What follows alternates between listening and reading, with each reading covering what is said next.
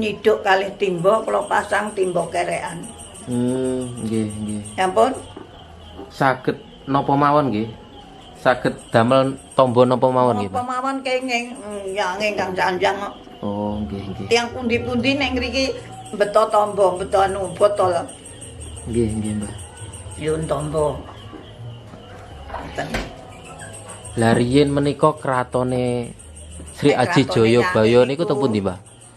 Jane ngoten netane tembok niku sarene dereng diketingalaken kalih Yangi. Benjing nek pun enten timbule watu item ditinggalaken.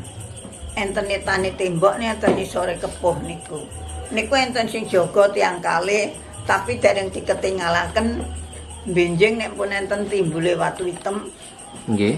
niku diketinggalaken. Oh. Kula niki namung sisanjangi ngoten niku. Dadose nek kalih kula nek omong-omongan nggih kaya kula kalih sampean. Nggih. Nek lintune nggih mboten purun. Lah niku ngapunten, Mbah, sejarahe panjenengan kok saged komunikasi kalih eyang niku pripun, Mbah? Awale, Mbah. Lah soalé lah kula sing ngempeni Oh, nggih. Lewat mimpi, Mbah, nggih. Napa langsung? sing ngempeni mboten nggih nek ngeten iki nek anu nggih celuk-celuk ten lebet niku mbok ngoten. Oh, ngoten. Nggih. Mbok ngeten napa-napa nggih mbok ngoten. Nggih. Lane lawang niku dikengken gembok niku nggih ngoten. Yang ini nggih mongel, Mbok, lawange aja dibuka, digembok. Kowe nek wong ki wong sing apik, Mbok, sing wong tupindake ora genah, kuwi marai aku pegel. Lho ngoten. Ngoten lho. Nggih. Asli yang ini ku asli. Nggih, Mbah. Asli namine Sami Aji Sri Aji Jayabaya. Oh, aslinipun Sami Aji, Mbah, nggih. Sami Aji. Lah lek tunggile yang ini ku namung kalih. Nggih, sinten, Mbah? Jaler setunggal estri setunggal yang ini ku Mbak Ayune namine Dewi Telisuci. Oh, Dewi Kili Suci. Sampun boten enten ditanem enten Gunung Wilis, Gunung Klothok nika. Teng Gunung Klothok nggih. Nggih. Niku Mbak Ayune yange, tapi sakniki pun nitis. Namine Jumitin Raya TPN griyane Bandar Mlati. Sinten niku, Mbah? Ilene Stasiun Sepur. Nggih. Niku sinten, Mbah? Dewi Telisuci. Ingkang niku le ingkang daleme bandar niku wau. Lah nggih niku nitis teng niku. Mbah, sugeng dalu. Kula tanya rumiyin, Mbah nggih. Nggih.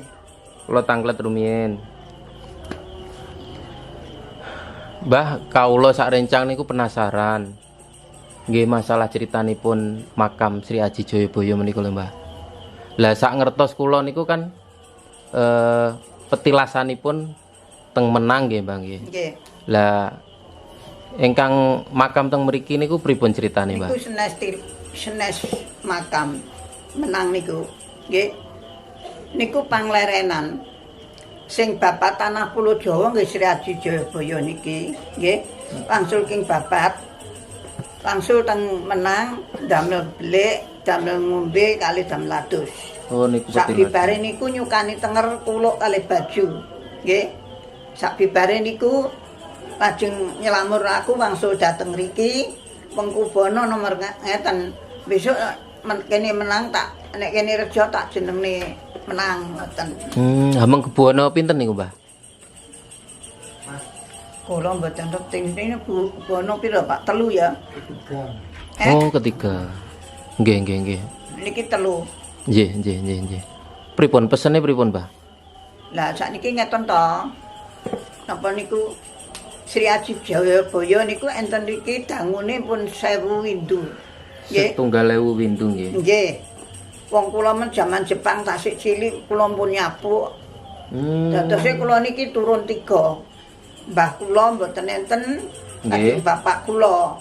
Bapak kula mboten enten sakniki kula. Oh. Nah, kula niki dina umur kula pun 90. 90 nggih, Mbah nggih. Nggih. Nah, sampeyan nek teng lebet niku sedaya 13. Makamipun. Nggih. Kula ucapne nggih. Nggih, Mbah. Senopatine Rahyon Wangking Raden Said.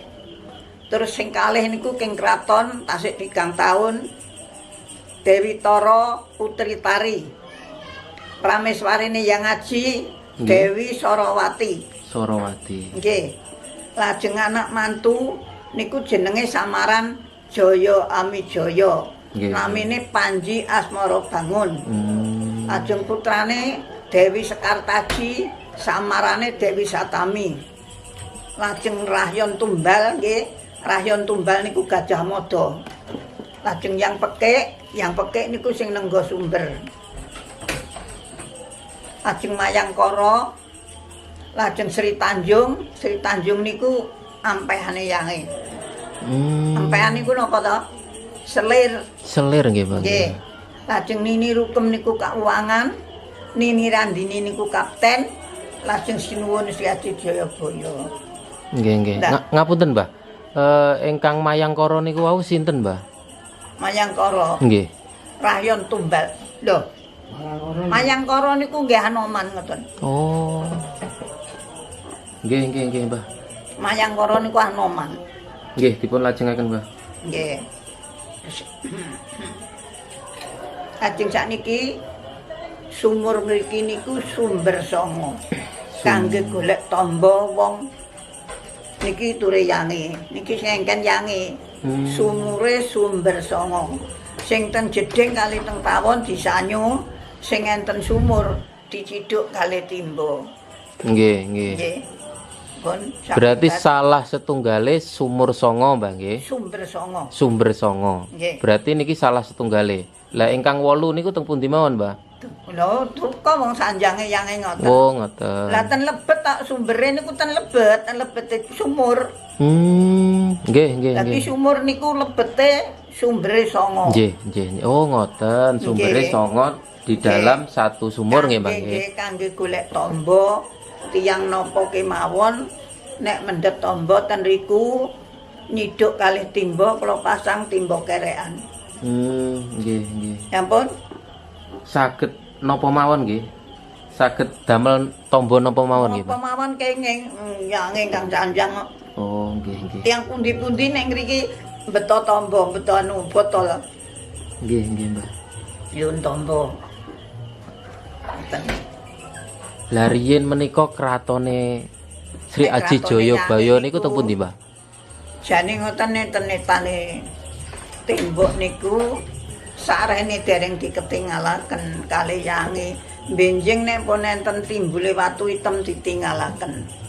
Enten netane tembok enten isore kepuh niku. Niku enten sing jaga tiyang kalih tapi dereng diketinggalaken. Benjing nek pun enten timbule watu item Nggih. niku diketinggalaken. Oh. Kula niki namung disanjangi ngoten niku. Dadose nek kalih kula nek omong-omongan nggih kaya kula kalih sampean.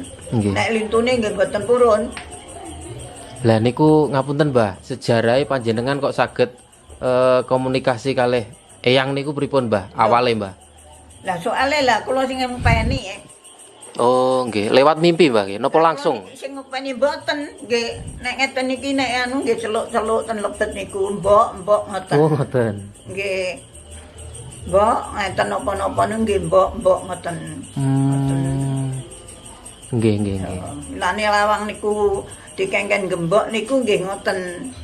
Yang ini nggih mongel, Mbok, lawange aja dibuka, digembok. Kowe nek wong ki wong sing apik, Mbok, sing wong tupindake ora genah, kuwi marai aku pegel. Lho ngoten. Ngoten lho. Nggih. Asli yang niku asli. Nggih, Mbah.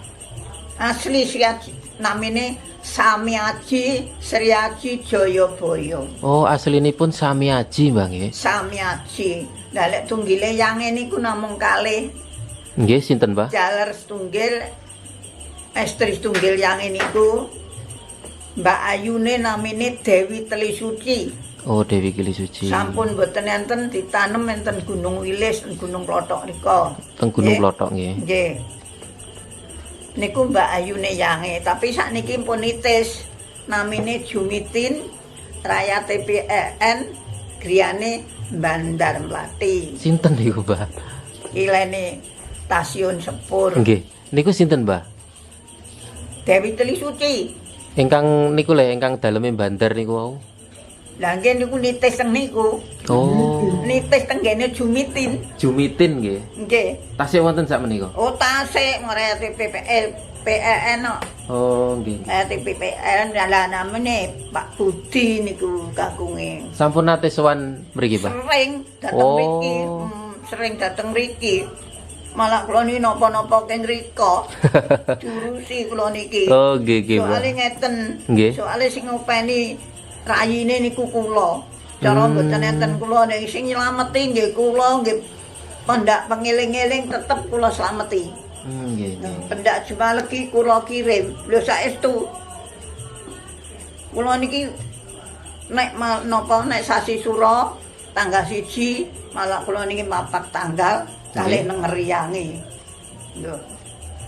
Ngoten. Kerumat yang niku enten niki kerumat, kula rumat saestu. Nggih. Ngoten. Mulane kalih kula niku kaya mboke dhewe. Kula niki nek lunga nggih mboten oleh. Ngoten. Oh, ngoten. Kek ngrumasane nek kula peni. Nggih nggih nggih nggih nggih. Lah pripun kula nek malam Jumat nggih kula panceni. Nggih. Nek Jumat legi nggih kula kirim. Lho. Ngoten. Mbah ngapunten, Mbah. Panjenengan kalih eyang niku tasik wonten keturunan, Mbah? Nggih mboten ana turunan niku. Panjen nggih asal kula ngopeni nggih kaya ngoten wong kula dereng lahir pun enten riki ya. Nggih nggih. Yang niku. Hmm. Ngoten. Dados kula pun gedhe kali bapak kula jak resik-resik kula nggih resik-resik jaman Jepang nika. Lah sakniki pun ditinggal bapak kula, mbah kula ni sakniki umur kula pun 90. Sangang dosa nggih nggih. Nggih ngoten lho. Nggih, Mbah. Mbah ngapunten. Jenengan ceritani, Mbah. Saking mbah-mbah jenengan kalih bapake panjenengan critanipun kados pripun, Mbah? Bapak kula sian ngeten sing nenggo nggih sing ngopeni nggih mbah kula niku. Mbah kula seda lajeng bapak kula niku. Lah rumiyin niku zamane tasih bapak kula niku ditangketi ngeten. Mbah, sampeyan iki jane asmane sapa? Niki kok tekok Tonjong. Bapak kula niku jenenge Kartolonjong. Kartolonjong. Nggih, bapak kula niku asli king Madiun. Oh, ing Madiun. Jalinan Wedok. Nggih nggih. Bareng ngoten ngetene ya aku ki nek pedhot ning dalan ki aku iso nyapa ngoten. Jenengku Raden Surenggana karo Raden Kumbayana. Bareng bapak kula pun tinggal saking kraton niku rawuh dhateng mriki namine Pak Prandes Sunaryo sakniki pun tinggal yang Nggih. madosi tasik dugi pun ngeten. Sami Aji Sri Aji Jabaya. Ngaten. Lajeng nggih niku Nggih nggih, Mbah. terus kiambake ngaku niku ngoten. Mbah, kados critanipun eyang, Mbah. Niku lelakune beliaunya niku kados pripun, Mbah? Jenengan Lakune napa? lakune Sri Eyang, Mbah. Lho, lampahe to. Nggih. Lampahe nggih pun dadi wali yang ini niku. Yang ini pun wali. Nggih, kelasipun wali, Mbah. Asli niki wali yang ini. Niku nek sanjang kalih kula, Mbak. Aku ki asli wis wali. Sapa sing sowan rene nek nggo kembang kudu mawar putih Mawar putih. karo nggawa kinang. Hmm. Yang ngaji niku nginang. Oh, nggih nggih. Ngoten. Niku mawon, Mbah. Nggih. Lak kados pantangane, Mbah, wonten pantangane, Mbah. Mboten wonten nggih namung ngoten nek anu nggih nyekare nggih niku damel napa menyan niku ngoten panjenengan nggih wong Jawa asli kok. Asli Jawa yang niku. Lah niku bapake niku namine Raden lali aku malian. Siapa Pak? Raden sinten, Mbah? Yang Prabu Erlangga. Oh. Nggih nggih. Bapake niku Eyang Prabu Erlangga, ibuke niku saking Gedangan, putra Jenggala Manik, daleme Kediri. Nggih nggih nggih. Pun kenal to? Nggih, siap, Mbah. Ha nggih. Mbah kados panjenengan ingkang sampaiaken wau. Nggih. Kados pamenang niku kan namung tempat palerenan, Mbah nggih. Namung kalerenan tok. Lah siyen niku sanjange kula ngeten, Mbok, kono ki kotong. Aku nek mulai ke sekolah biyen nek bal-balan nek kono ki Mbok. Ngoten. Nggih. Oh ngoten to yang iya nek wong rene ya diomongi Mbok. Ben gak ning kono terus, kok ning kono sing nunggu sapa? Aku diceluk terus. Mboten wonten tiange, Mbah nggih. Nggih, sing enten rika sing enten sendang nika. Nggih. Namine Sri Gati kali Sri Gading. Niku ingkang jagi, Mbah nggih. Dalem Ingkang jagi teng sendang nika Sendang. sendange ta. nggih, nggih. Sendang Kamandanu. Tirta Kamandanu nggih, Nggih. Mbah. Lah lek sing tunggal bapak niku sing enten Doko niki. Niku Nggih. tunggal bapak. Nek sing enten kidule menang enten Desa Tanjung niku tunggal ibu. Nggih. Mbah ngapunten, Mbah. Kados Eyang Sri Aji Jayabaya niku kan moksa, Mbah nggih. Mboten, Oh, mboten moksa. Mbah? mboten. Mboten musa. Lah berarti Tiyange mboten gelem, ya mbake pun mungelok. Aku gak musa, Mbok. pripun, Mbah? Aku putih, resik, Mbok, putih. Sanjang nek putih kok. Nggih, nggih, nggih, nggih. Mboten musa teng pundi mboten. Plek enten iki nggih enten iki. Enten iki pun 1000 windu. Nggih, berarti bibar lengser niku langsung dateng mriki, Mbah. Nggih, mantun king Bapak Talas niku. Wong sing Bapak Talas nggih niku kok. Babat alas teng pundi, Lah Mbah? ngeten iki sinten sing babat? Oh, teng mriki, Mbah nggih. Lho lha niki babatane yang ngaji sedaya kantos dugi gunung-gunung niku babatane yang ngaji to. Nggih, nggih, nggih. Lah kenging darani sing babat tanah Pulo Jawa nggih Sri Aji Jayabaya niki. Ingkang ngawali, Mbah nggih. Nggih putra Jenggala Manik. Lho ngoten lho. Nggih, nggih, nggih. Putranipun Yang Prabu Erlangga. Oh, Nggih, nggih. kali mboten anak bocah tatan wis ning kono ning. Wis semplek nek kono Kados wejanganipun, Mbah. Wejangan ingkang nate panjenengan tampi saking Eyang, Mbah. Dalem Wejangan-wejanganipun saking Eyang. alah kula mboten ati jam.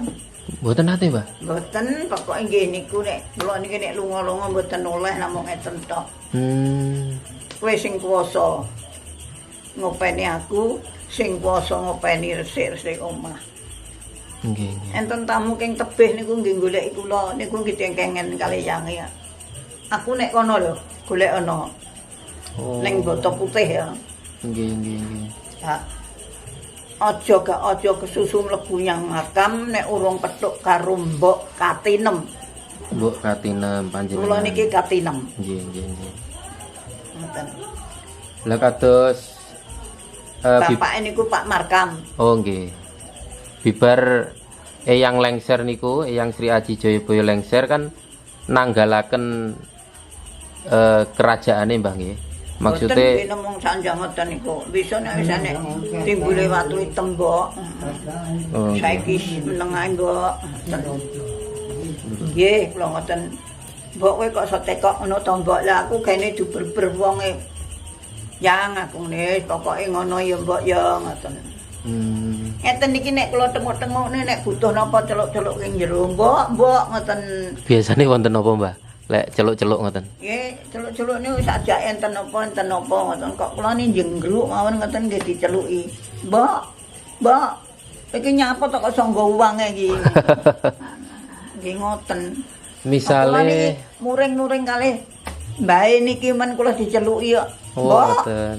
Mbok, aja padu to, Mbok. Aja padu, Mbok. Dipun elingaken nggih, Mbah nggih. Nggih, mboten oleh. Nggih, nggih, nggih, nggih. Mbah kados misale ajenge wonten pagebluk napa bencana ngoten Oh, pasti wonten dawuh ya. Sabene disanjang.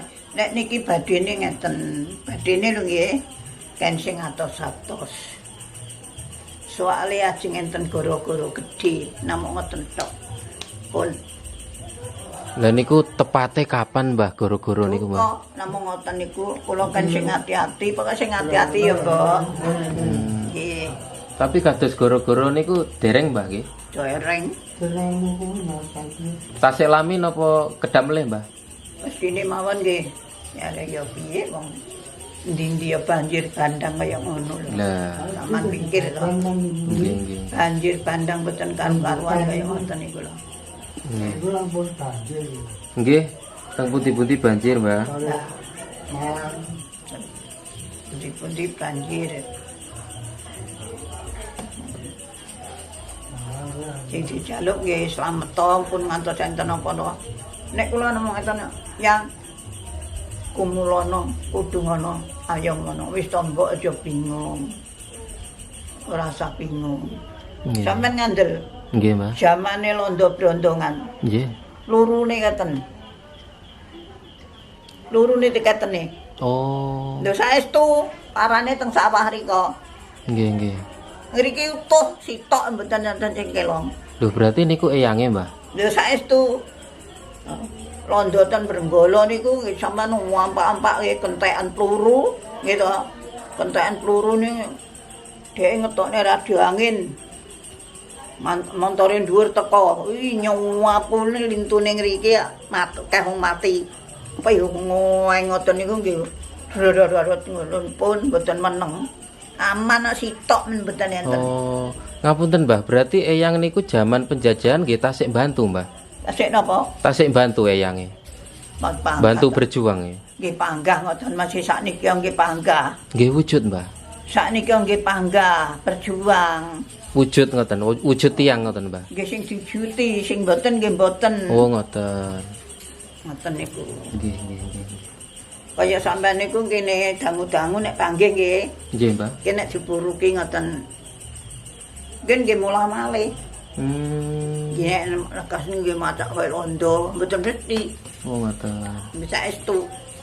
Berarti mboten mesti, tapi lek kados kalih panjenengan Mbah Katinem. Nggih. Lah niku sosoke kados pripun, Mbah Sri Nggih, Haji Jayabaya? nggih kaya mboke pun ngene pundi nggih teluk-teluk mbok ndang turu nggih ngoten. Maksude bentuke tiange, Mbah. Dalem Bentuke tiange kados pripun ngoten lho, Mbah? oh sampeyan niku pengen dereng roh to. Nggih, gambaranipun nggih. Simaten Pak Dimar kuwi, Pak. Sampeyan kula dudui nggih, Nggih. tapi yo aja mbok foto. Oh, mboten, nggih. Siap. Mbah, kula lajengaken nggih. Mbah kados crita niku lho, Mbah. Misale wonten pemimpin negara napa pejabat tinggi ingkang dateng Kediri niku tirose wonten kutukan, Mbah. Lah niku napa saking Eyang Sri Aji Jayabaya? Kok kutukan barengan. Misale pemimpin ingkang dateng Kediri lengser niku lho, Oh Mbah. niku to. Nggih. Nggih mboten nggih ya pancen ora keneng ya Pak ya. Pancen ora keneng.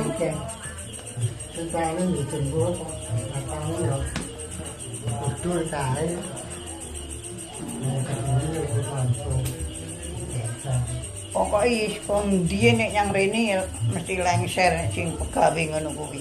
Lah napa Mbah ngoten niku, Mbah? Duka kula dhewe mboten ngerti ya. Oh. Nggih, nggih, nggih. Lah kados ramalan-ramalan niku, Mbah. Ramalan apa?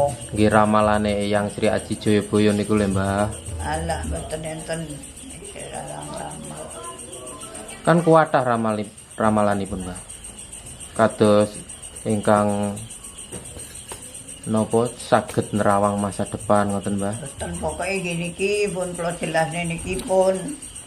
Oh, Niki pun nggih. dugi pundi-pundi sampean padha niki. Saestu dugi pundi-pundi padha kali kula pun panjen niki kula sing anu. Nggih, nggih, nggih, Mbah. Dugi Lampung napa? Sampun kathah, Mbah nggih ingkang Keng sowan Lampung. mriki, Mbah, nggih. Keng Lampung, keng Sumatera, keng Aceh. Keng pundi-pundi pun. Mbah kados contone ingkang nyuwun tombo dhateng mriki, Mbah. Niku sakit napa mawon, Mbah? Lho. Tombone tenggene yange to. Nggih. Lho ngoten niku kantun nggih. Pripun ngoten to? Panjenengan yang ngijabahi nggih mari. ngijini nggih. Tapi sampun kathah nggih Mbah nggih ingkang Kathah. sampun waras ngoten saking sakite napa masalahipun ngoten nggih.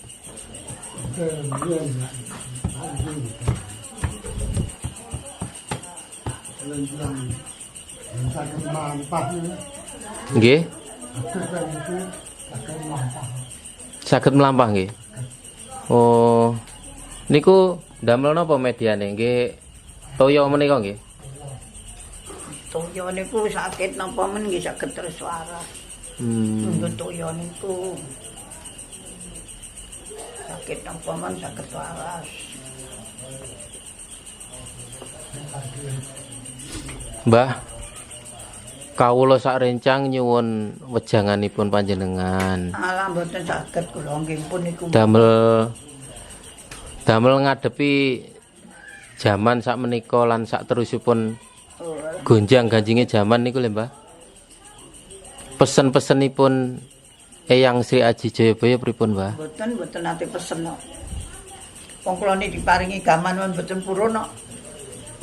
Pesen to. Gamane napa Mbah niku? Nggih keris ngoten. Oh, Kula mboten gelem. lha napa Mbah? Wong wedok kula diparingi seger waras diupeni pun seneng kok. Oh, nggih. Leres-leres Mbah. Nggih. Tiyang niku nek duwe kepengerten tenggene yange gelek nyekar njaluk tombo ya diparingi waras. Ngono lho. Lah nek ora beleh karo yange njaluk tombo ya angel. Nggih.